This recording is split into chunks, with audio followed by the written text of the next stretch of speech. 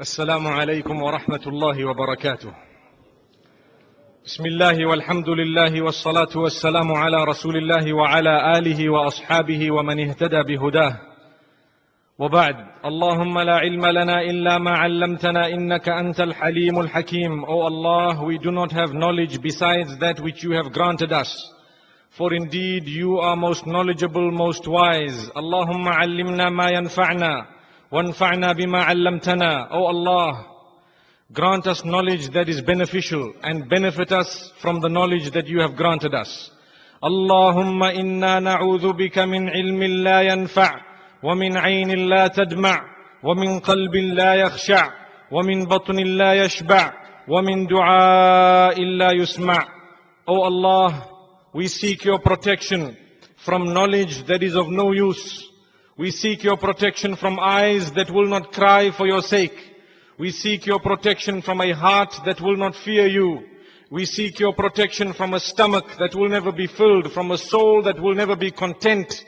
And we seek your protection from a dua that is made to you, that is not answered. My dearest ulama of this blessed city of Cape Town, my dearest brothers and sisters and listeners, we all know that as Muslims, we are aiming for something.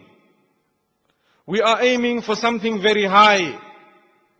We are aiming for something that we have only been told about, but we have not seen. We are told that the best beauty of this dunya is but the dust of Jannah. Where Allah subhanahu wa ta'ala speaks of Jannah, the verses are so vivid, the descriptions are so deep, that even the hadith of Rasulullah sallallahu alayhi wasallam has told us, فِيهَا مَا لَا عَيْنٌ رَأَتْ وَلَا أُذُنٌ سَمِعَتْ وَلَا خَطَرَ عَلَى قَلْبِ بَشَرٍ. Definitely in Jannah is that which no eye has ever seen, no ear has ever heard, and no mind or no heart has ever thought of or ever imagined. What this means, my dear brothers and sisters, is that if you have seen anything in this dunya, wallahi, it does not qualify to be in Jannah. If you have seen something, think of what you've seen. The most beautiful of motor vehicles, the most beautiful of women, or in the case of women, the most handsome of men, or the loveliest of apartments and hotels, the best of houses, the best of beaches and sceneries and mountains. And I tell you, in terms of the world, your beautiful city of Cape Town competes. If the world was to be described,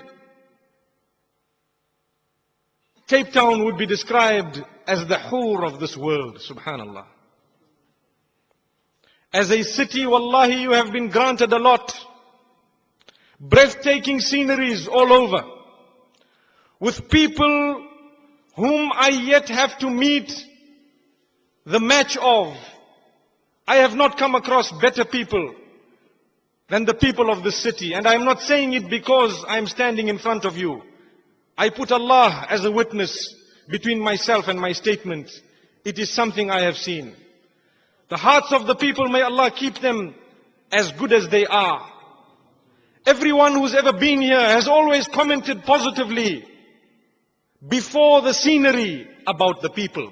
May Allah subhanahu wa ta'ala keep this iman with us. May Allah keep us as the best of people. So remember, we are here in this dunya. We have a mission. That mission has a goal. That goal has a picture to it which has been described by Rasulullah sallallahu alayhi wasallam. I was telling you, it is Jannah. فِيهَا مَا لَا عَيْنٌ رَأَتْ. No eye has ever seen whatever is in Jannah. And I've already told you, anything you've ever seen in Jannah is better than that. Anything you've ever heard of, any voice you've ever heard, any melodious recitations you might have heard, wallahi, in Jannah is something more soothing to the ear than you've ever heard.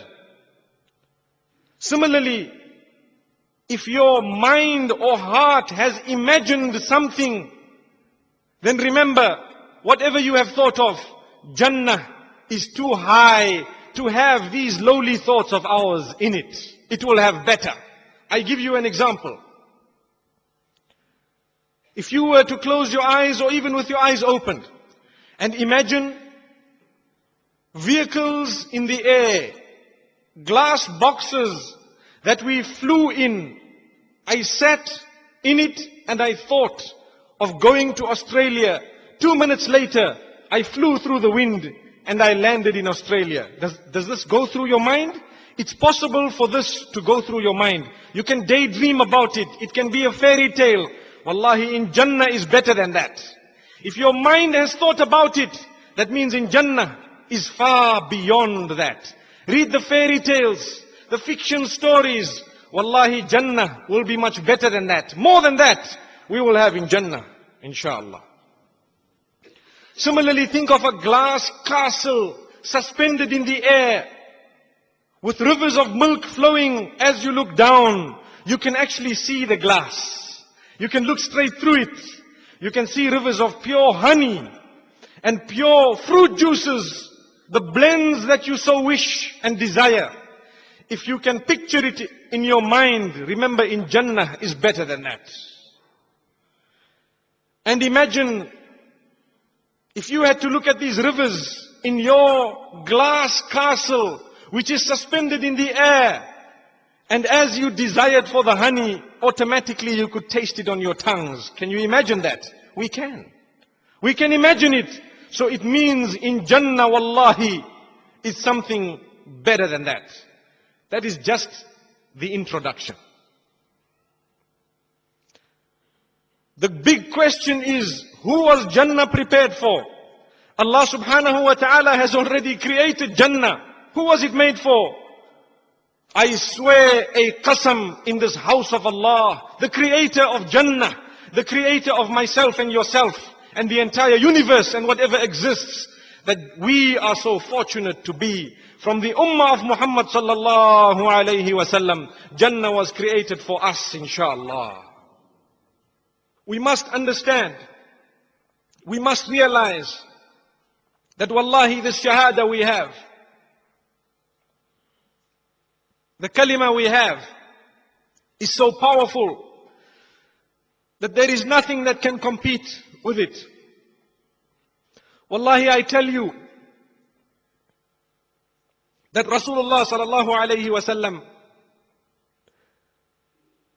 has described the worst person from amongst us. The worst person from the ummah of Muhammad sallallahu alayhi wasallam. We all know we would like to enter Jannah. And inshallah, we will all enter Jannah. The problem is, some of us, due to our weakness, we might have to make a trip via Jahannam to Jannah. May Allah protect us. We all know when we are going for Hajj, may Allah take us all for Hajj. Those who've been, may Allah accept it. Those who haven't, may Allah make it easy for you to go. We all know that when we embark for Hajj, if you have a direct flight, you smile. Because you know, I'm going straight there. I'm leaving Cape Town. And I have been chosen to be from amongst those who will fly directly to Madinatul Munawwara. Subhanallah. Isn't it a privilege? Because you don't want to go via Addis Ababa or Nairobi. We all know what it feels like. We've heard. It's difficult. Your bags might get misplaced. You might have a problem. So we will ensure, if we can afford it, we will take the direct flight going straight through to Madinatul Munawwara, the Medina of Muhammad sallallahu alayhi wasallam.